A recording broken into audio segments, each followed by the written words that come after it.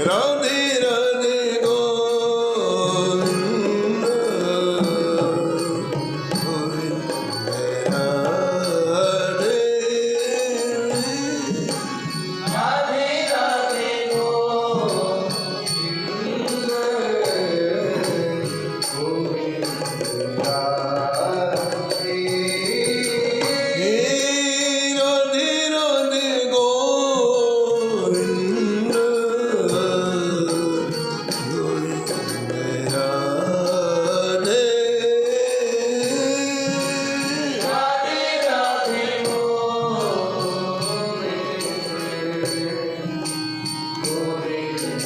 राधे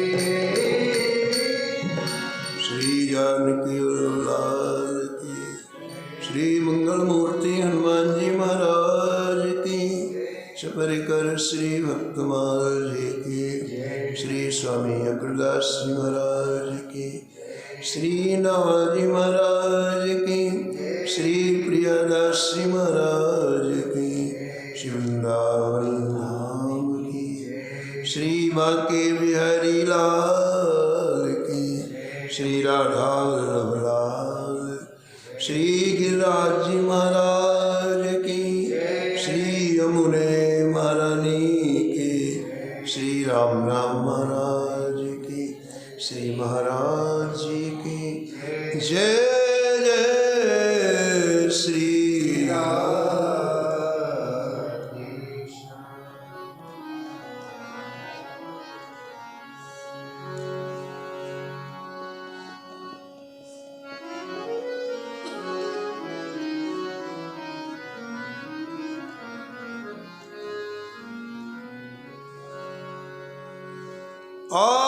आसुधीर उद्योत करो, श्री आसुधीर उद्योत करो, रसिक छाप हरिदास की,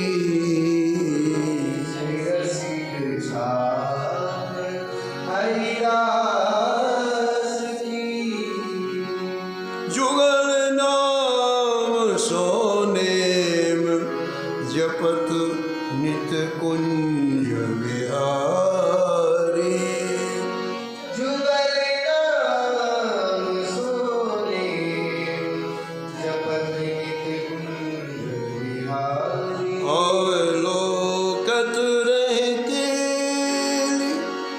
सखी सुख के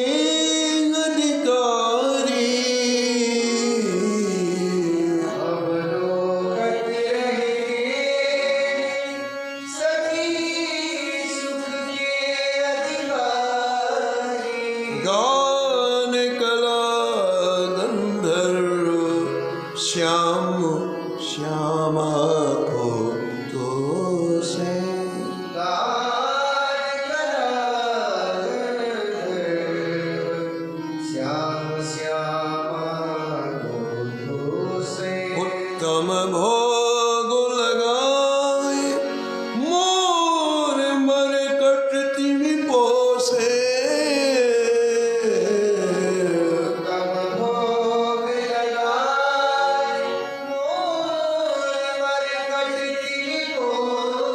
नृपति द्वार ठाणे रहे, नृपति द्वार ठाणे रहे, दर्शन आशा जासुकी, दर्शन आशा जासुकी, आस धीर उद्योत करो, श्री आस रसिक छाप हरिदास की, रसिक छाप हरिदास, रसिक छाप हरिदास की, रसिक छाप हरिदास, हरिदास की, हरिदास की। राधिका स्मरणी परम वंदनी।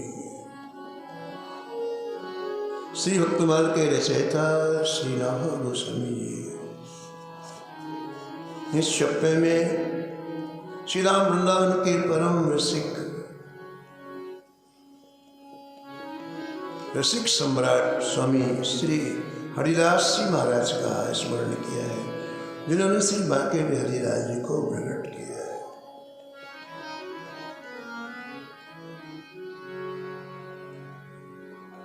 श्री नवाजी महाराज मूल छप्पर में वर्णन करते हैं कि स्वामी जी निरंतर ठाकुर जी की निकुंज लीलाओं का दर्शन करते थे।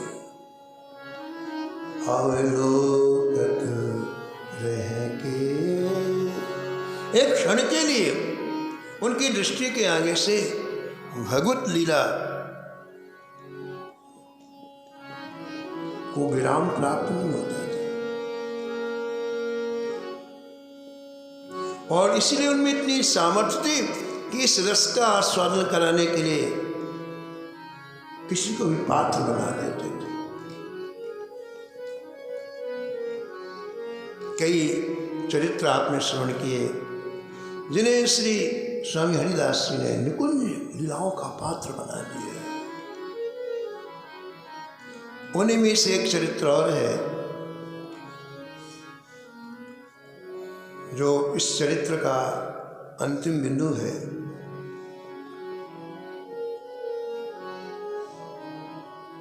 हिमालय के पर्वत पर निरंतर साधना में तपस्या में तत्पर रहने वाले एक पर्वतपुरी नाम के महात्मा थे। सन्यासी थे, सन्यास ले लिया था, लेकिन तप करने के लिए हिमालय की भूमि में गए।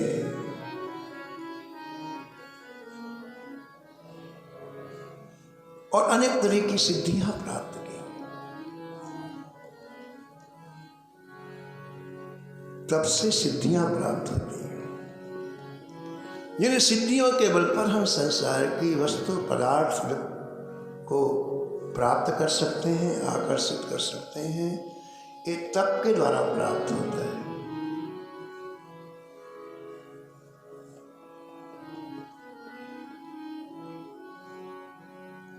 और कई बार उन सिद्धियों से हमारा अहंकार पुष्ट होता है।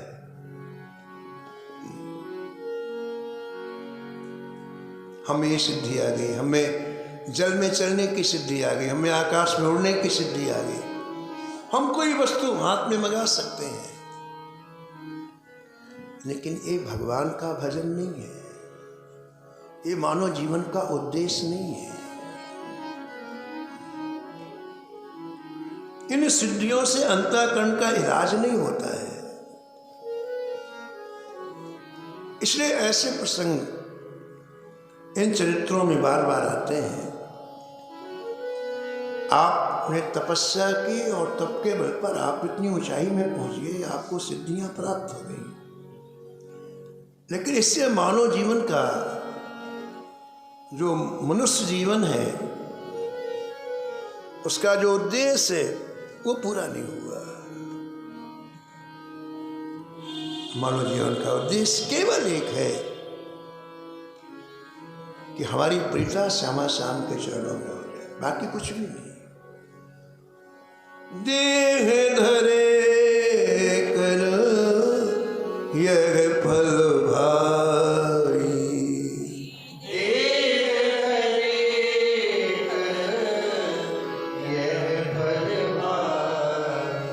भजिए राम सब काम विभाई,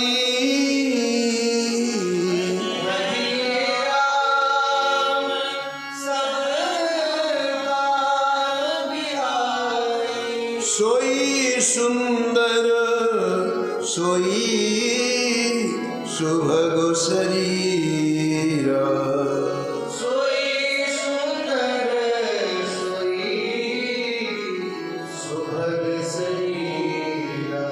जो तन पाए भजिए रघुवीरा,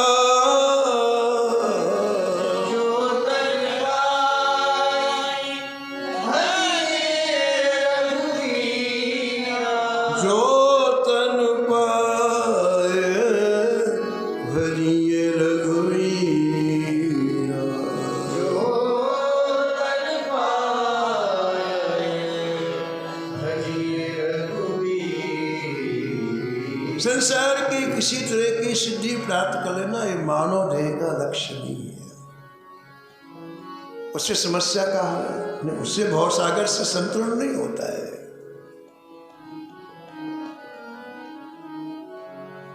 श्री विवेकानंद जी जा रहे थे तो गंगा किनारे एक महात्मा मिले। उन्होंने कहा कि आप गंगा पार होने के लिए नाव बुला रहे हैं? बोले हाँ। बोले मुझे देखो, मैं जल के ऊपर सीधे चला जाऊंगा, मुझे नाव की आवश्यकता नहीं है। वो महात्मा खड़ाऊ पहने हुए गंगा जी के जल के ऊपर खट खट खट चले गए, इस पार से उस पार चले गए, उस पार से इस पार आ गए। बोले देखो। तो विवेकानंद जी हंसे और बोला आपको ये सिद्धि कितने समय प्राप्त? बोले 50 वर्ष लगे। जल के ऊपर चलने की सिद्धि में कितना लग गया? 50। बोले जो 5 रुपए में हो सकता है। अरे 5 रुपए में नाव से पार हो जाओ, जो 5 रुपए में हो उसके तुमने 50 वर्ष फालतू में खर्च कर दी। इन 50 वर्षों में हरि भजन करते तो कहाँ पहुंच जाते। और जल में चलने के लिए तुमने जीवन के 50 वर्ष खत्म कर दो, 5 रुपए में पार हो जाओ। ये समस्या का समाधान, ये मानव जीवन का ध्येय नहीं है। हमने योग किया, फलानी चीज आ गई, हमने प्रदर्शन कर दिया तो वातावरण बदल गया, हमने वातावरण में सुगंधी फैला दी। ये सब अहंकार को पुष्ट करने वाले, और अहंकार एक न एक दिन आपको 84 लाख जन्म में ले जाएगा।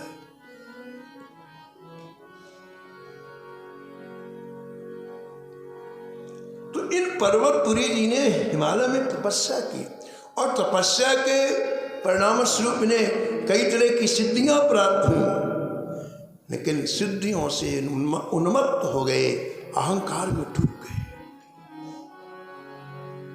अहंकार का क्या स्वभाव है बताओ? अहंकार का क्या स्वभाव?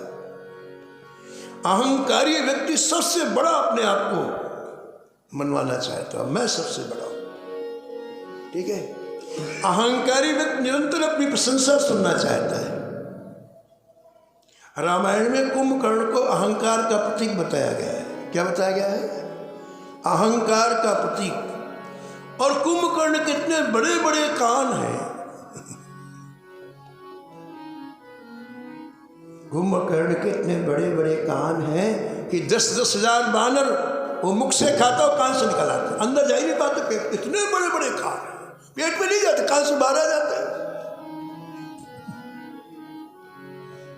ये बड़े बड़े कान किसका प्रतीक है? वो प्रशंसा सुनना चाहता है, 10 दिशाओं में अपनी प्रशंसा सुनना चाहता है। महाराज जी सुनाते थे, श्रीमद दास जी महाराज, कि एक बार जब कौरव पांडवों का युद्ध होने लग गया द्वापर में, तो द्रौपदी ने भीमसेन को भेजा, जाओ भीमसेन, मंदोदरी को निमंत्रण दे के आओ लंका में। ये द्वापर की बात है, त्रेता की नहीं है, द्वापर की बात। तो द्रौपदी जी के कहने से, द्रौपदी जी ने कहा कि मंदोदरी मेरी सखी है, जाओ निमंत्रण देने के लिए, आप कि युद्ध हो रहा है, आपको आमंत्रण, आइए देखने के लिए। तो भीमसेन जी चले, लंका पहुंचे। लंका के फाटक के पास पहुंचे तो दोपहर का समय हो गया था। उन्होंने विचार किया कि स्नान करना है, यहाँ तालाब दिखाई पड़ा, चलो स्नान कर लेता हूँ। आपने डुबकी मारी जल में और वापस वस्त्र पहन करके मंदोदरी जी के दरबार में पहुँचे।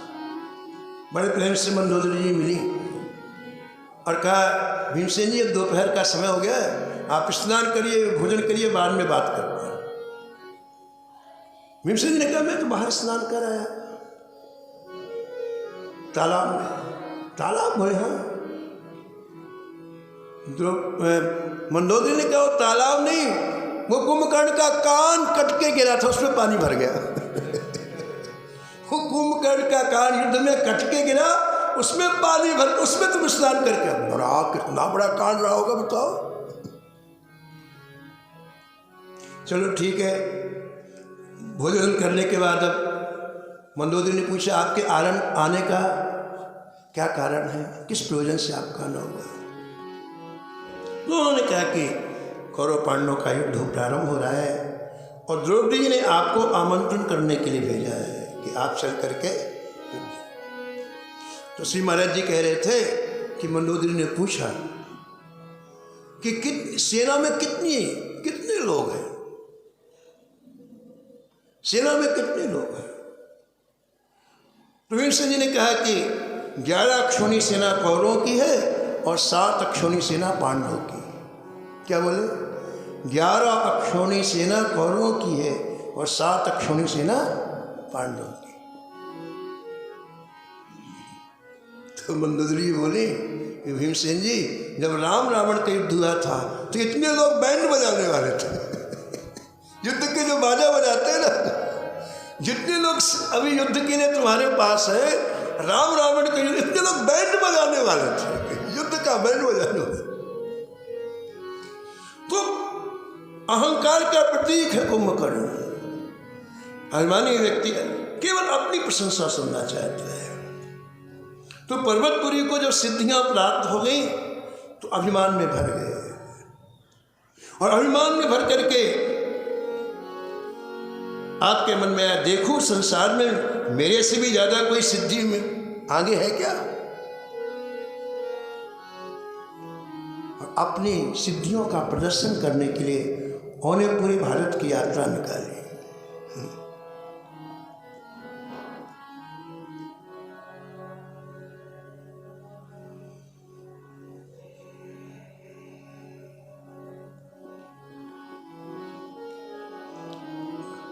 कई स्थलों में गए, सिद्धियों का प्रदर्शन किया, अपनी सिद्धि के पर लोगों को नीचे झुकाया।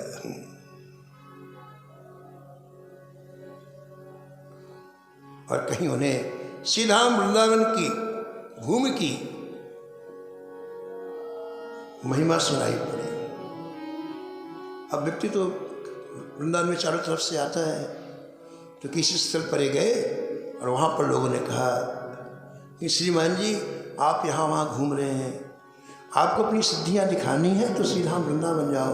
इस समय वहाँ श्री स्वामी हरिदास जी महाराज विराजे हुए हैं और यदि आप अपनी सिद्धियों से उनको पराजित कर दें तो फिर कहीं जाने की जरूरत ही नहीं, क्योंकि उनका नाम इस समय चारों तरफ सुयश, उनका सुगंध सुयश फैल रहा है। उनको यदि आप हरा देंगे तो फिर आपका सुयश फैल जाएगा। पर्वतपुरी को एक बात जम गई और वो महाराज वहां से चल के सीधा वृंदावन की भूमि में आए। देखो, वृंदावन आने के बाद एक हृदय का परिवर्तन होता है जो सभी संतों का हुआ, सभी प्रेमियों का हुआ। जो भी वृंदावन आया, वृंदावन की भूमि में आते पिछले सारे संस्कार धुल जाते हैं, समाप्त हो जाते हैं। एक नया उल्लास हृदय में प्रकट होता है। लेकिन अहंकारी व्यक्ति आता तो उसका कोई बदलाव नहीं होता है, वो वैसे का वैसे ही रहता है। मीरा जी आई, देखा और उन्होंने आते मीरा जी को सब कुछ भूल, सब लागे वृंदावन को आली मान, लागे वृंदावन को आली मान, लागे वृंदावन को आली मान, लागे वृंदावन को आली मान। घर घर तुलसी ठाकुर पूजा,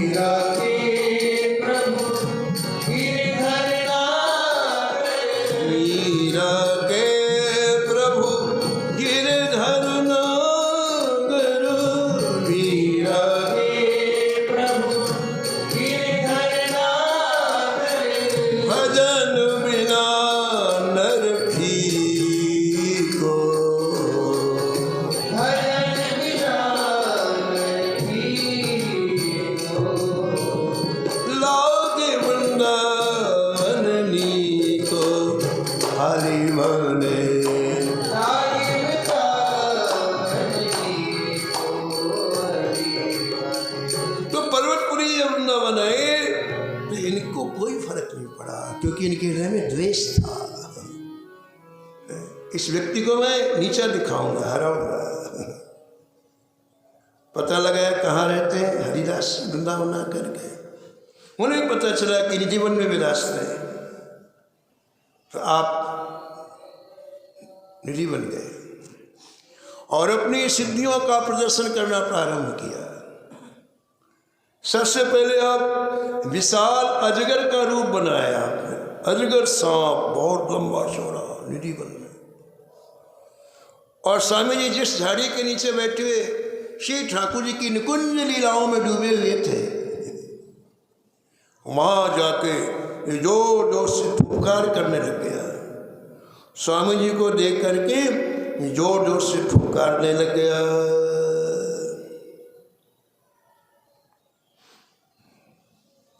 अब महापुरुष की दृष्टि से थोड़ी कोई बचता है। महापुरुष तो सब जानते हैं कि इसके अंदर क्या है, इसके बाहर क्या है। उनको कोई फर्क नहीं पड़ा। वो अपने भजन क्यों छोड़े, अपने भजन में तल्लीन रहे। बड़ा प्रयास किया लेकिन कोई फर्क नहीं पड़ा स्वामी जी को। फिर उसने क्या किया, थोड़ी देर के बाद सिंह बन गया। वो पर्वतपुरी नाम का सन्यासी थोड़ी देर के बाद सिंह बन, और स्वामी जी के सामने जोर से मुख फैला के दहाड़ा। स्वामी कोई फर्क नहीं पड़ा।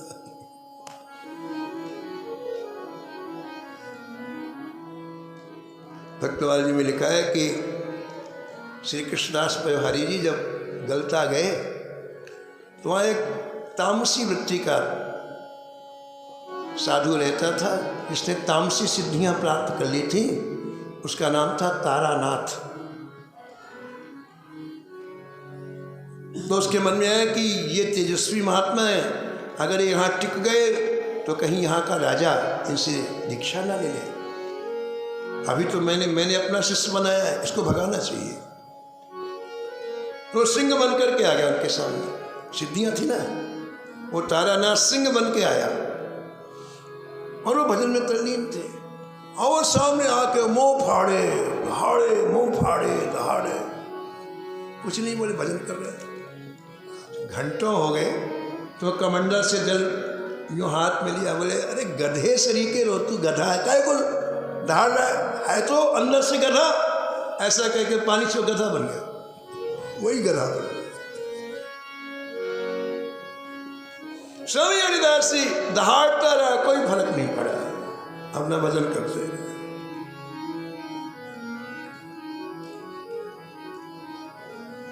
लेकिन इसने क्या किया बताओ, अपराध किया, एक महापुरुष का अपराध किया है ना। जब व्यक्ति की बुद्धि खराब होती ना तो यही करता है। भगवान ने कृपा करके मनुष्य दी, देह दी, अजगर बना घूम रहा है, सिंह बना घूम रहा। देखो ये बुद्धि का परिणाम देखो। उत्तराखंड में तपस्या की और यहाँ दूसरे को नीचा दिखाने के लिए। हम लोग यहाँ कथा करते राधा कृपा में, तो वहाँ के ठाकुर जी बता रहे थे कि महाराज जी हम श्री अयोध्या गए तो हमको स्वामी जी ने बुलाया लीला के लिए। चैतन्य लीला करनी थी तो स्वामी जी ने बुलाया। तो हम 15 दिन तक श्री रामकृष्ण कुंज में रहे। रोज चैतन्य लीला होती, स्वामी जी अपनी गोद में बैठा करके खूब दुलार करते, प्यार करते, लाड़ करते। तो बोले एक दिन महंत जी ने कहा स्वामी हरिदास जी ने कि ठाकुर जी हमारी बगिया में एक सांप रहता है, बड़ा लंबा सांप, चलो तुमको दिखाए। बोले ना बाबा हम काट खाएगा, हम न जाएंगे। ठाकुर जी बोले हम छोटे थे, अरे ना बाबा हम न जाए, काट खाएगा। तो उन्होंने पूछा ये सांप रहता कैसे है बगिया में? बोले वो विचित्र सांप बगिया में पड़ा रहता है और रात्रि में ये आश्रम के जितने संत हैं सबको स्वप्न देता है कि मेरे से किसी संत का अपराध बन गया है तो मुझे सर्प होना पड़ा। अब आप जितने संत हो जब प्रातःकाल सरयू स्नान करने जाते हो तो मेरे सिर पर पैर रख के जाओ तो मेरा उद्धार हो जाए। रोज रात में जितने संत को स्वप्न देता हूं सर कि आप मेरे सिर पर पैर रख के जाओ तो मेरा उद्धार हो जाए। अपराध बनता है। पर्वतपुरी से अपराध बना है, लेकिन स्वामी जी ने कोई प्रतिक्रिया नहीं की।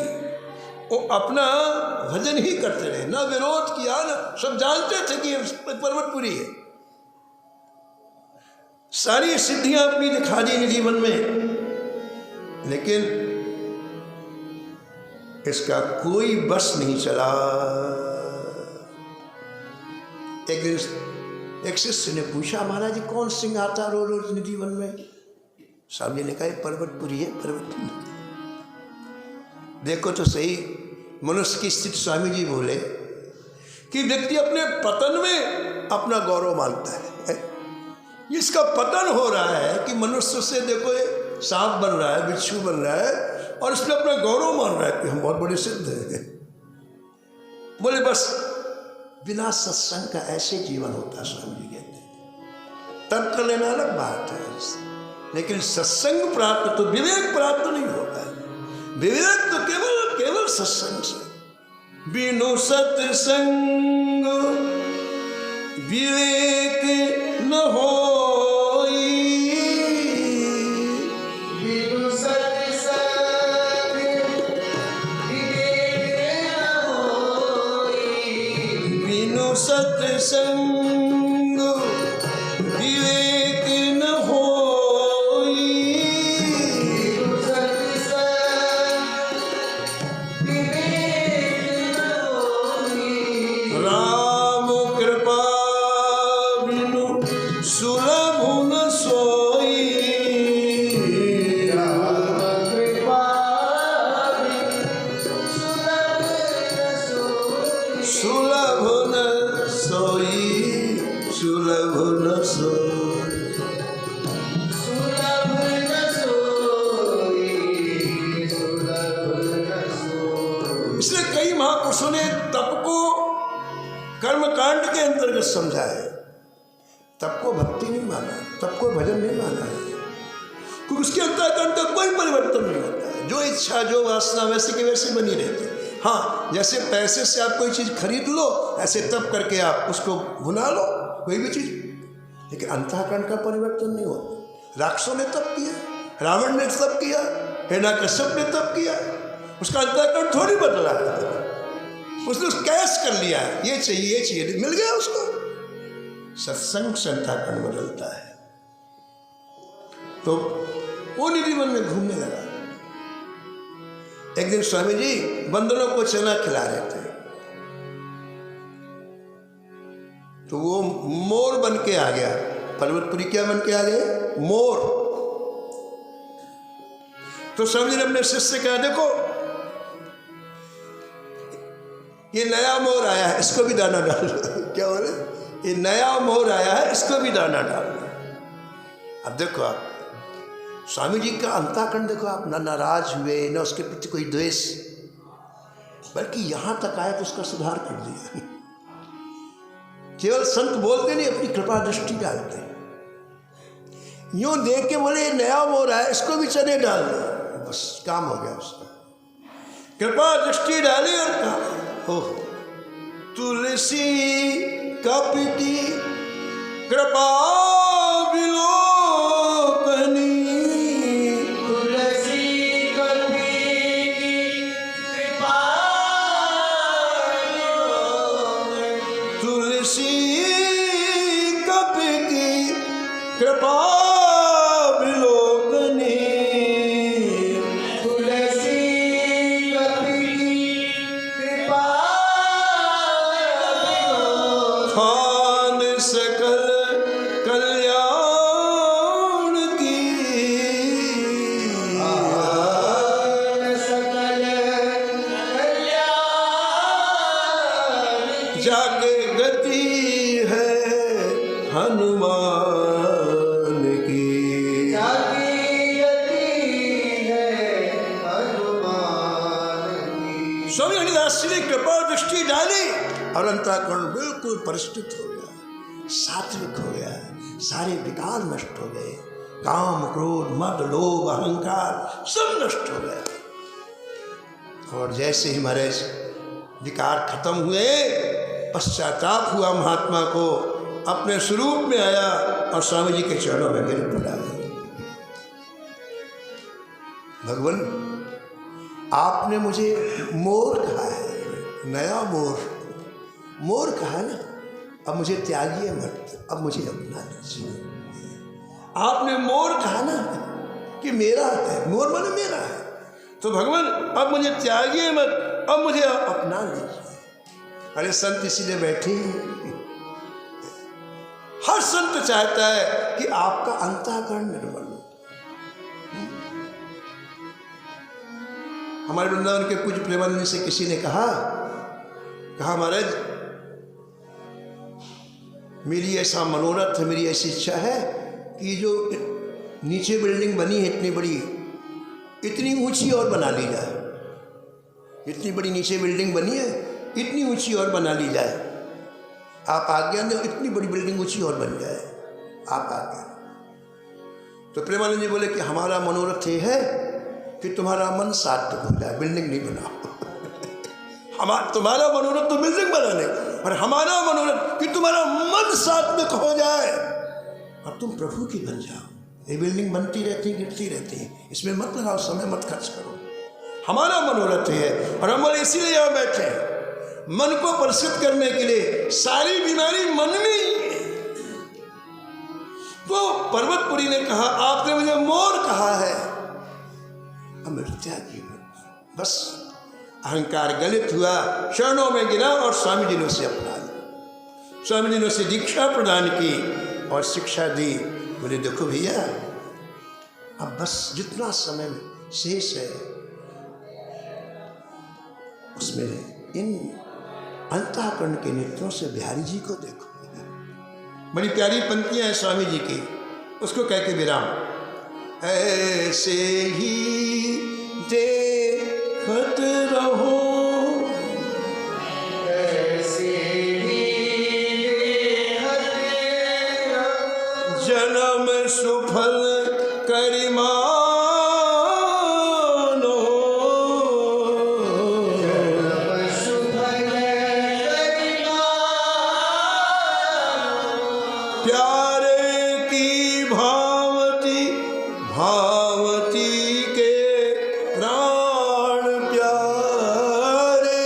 प्यारे की भावती भावती के प्राण प्यारे। जुगल किशोर ही जानो, जुगल किशोर ही जानो, छिन न करो पल हो न इत उत, छिन न करो रहो एक ही तानो।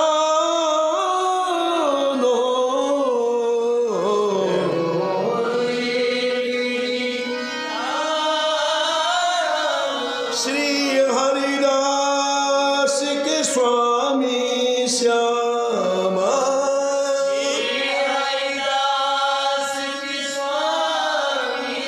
श्री हरिदास के स्वामी श्यामा,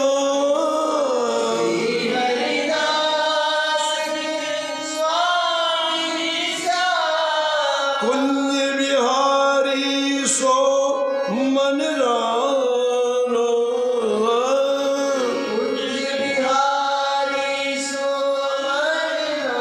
ऐसे ही देखत रहो, ऐसे ही जन्म सुफल करिमानो।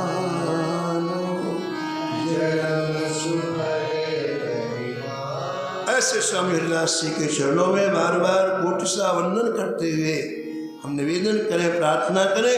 ऐसे आप अनेक लोगों को कुंज का अधिकारी बना दिया, ऐसी कृपा दृष्टि हमारे ऊपर भी करें। शेष कथा हरि भजले हरि भजले, हरि भजने का मौका।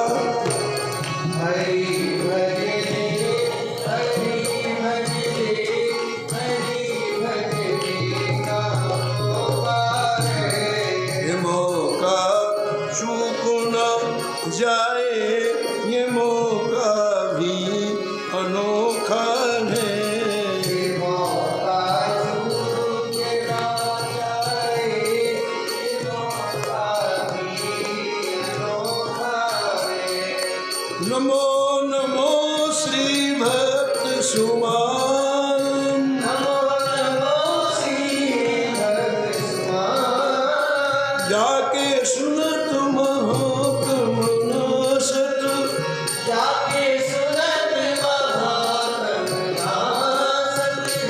झलकत राधा नंदलाल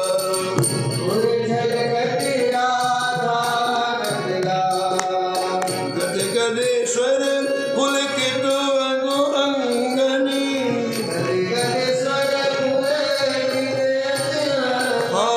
लोचन बरसत असु अनुजाल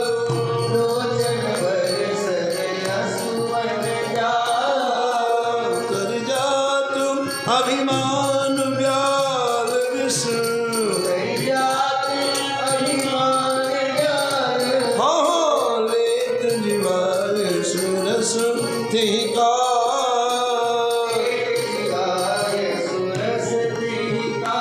मोट प्रीत भरी भक्त जन सो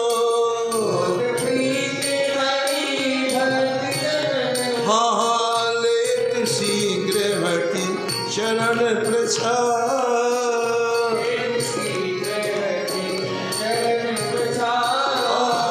तजत कुसंग लेत सतसंगति जय जय भाग जगत को अद्भुत भाग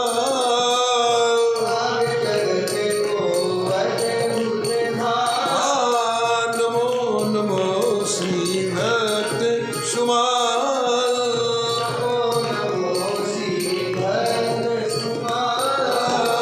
निशिवासर सोवत अरुजागत निशिवासर हाँ रोम रोम भय करत निहाल श्री अग्रनारायण दास प्रिया प्रिया हाँ प्रगति जीवन रसिक रसा